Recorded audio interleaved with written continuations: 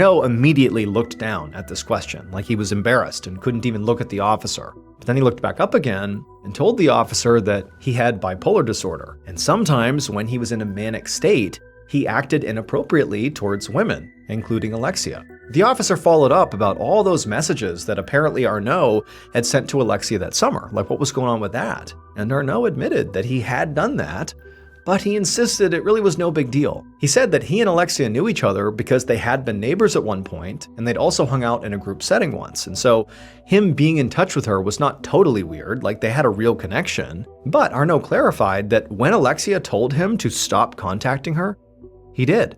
And that was the end of it. But this caught the officer's attention, because according to Alexia's husband, Jonathan, the only reason that all the calls and texts had stopped was because Alexia literally had to block Arnault's phone number. So the officer just cut to the chase here and told Arnault that Alexia was missing. And then before Arnault could say anything, the officer asked him where he'd been that morning at 9 a.m.